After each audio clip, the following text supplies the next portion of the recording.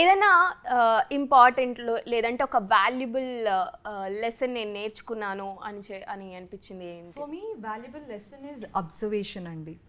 Because to do a village girl role and that too Telangana slang was not my cup of tea for sure. So I did observation a lot chesanu, and not just from the Telangana local people nunchi kaakunda, everything, the entire process of filmmaking, like ఒక short చేయడానికి ఎంత కష్టపడతారు behind the scenes అనేది.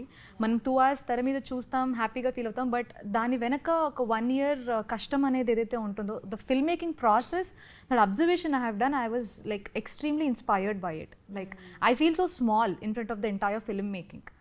So that's what my take from this movie. మీరు? Adaptation అండి. ఇప్పుడు ఒక్కొక్కరిలో ఒక్కొక్క style నడుస్తుంది, ఆ స్టైల్లో మనం సెట్ అయిపోతూ వెళ్ళిపోవాలి.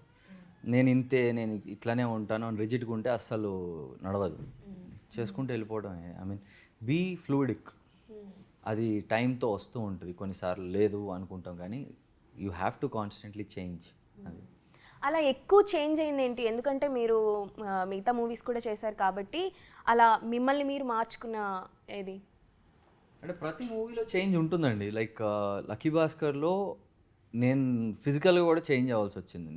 ఎందుకంటే దానికి క్యారెక్టర్గా డిమాండ్ అడగలేదు, బట్ నేను పుట్ ఆన్ అయ్యా. సో దట్ ఆ టైంలో 91sలో కొంచెం హెల్తీగా ఉండేవాళ్ళు.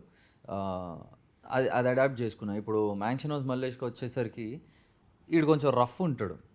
ఆడి బాడీ లాంగ్వేజే రఫ్ ఉంటుంది. ఆడేం మెల్లగా ఓకే రైట్ ఓకే అంటూ సొఫిస్టికేటెడ్ ఎక్కడ ఉండదు. సో ఆ రఫ్ బిహేవియర్కి నేను గణేష్ నిమజ్జనాలు అయితే కదా, ఆడపోయి నుంచుని చూస్తూ ఉండేటువంటి. చాలా రఫ్గా ఉంటారు ఆ టైంలో. సో కొన్ని ఇంట్రెస్టింగ్ బాడీ లాంగ్వేజెస్ కనిపించినప్పుడు అవి పిక్ చేసి యాడ్ చేసేసిన సినిమాలో, నా క్యారెక్టర్కి యాడ్ చేసిన. So observation and be fluid అంతే. Good one.